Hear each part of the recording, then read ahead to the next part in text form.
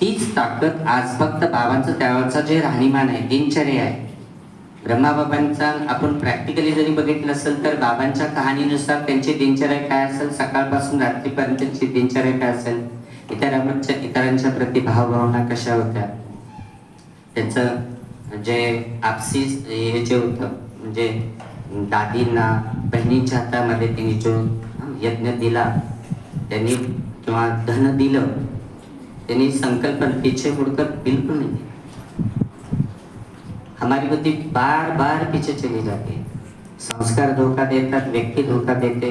आणि त्यांचं चिंतनामध्ये बराच टाइम जातो. आणि हे पण काय ह्या संगमयुगामध्ये खूप मोठा आपल्यासाठी धोका आहे. कारण परमधाम क्लिअर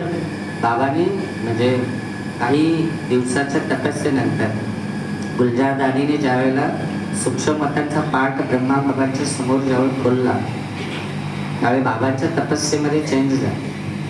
बाबांच्या गहराईमध्ये योगाच्या ह्याच्यामध्ये पण परिवर्तन झालं. एक सूक्ष्म वतनवासी जो ब्रह्मा आहे व संपूर्ण ब्रह्मा आहे आणि आपण ह्या देहामध्ये असणाऱ्या ब्रह्मा बाबा भले नाव जरी असलं तर उसके जैसा बनना आहे. ते आपले पण एक सूक्ष्म शरीर आहे, ते सूक्ष्म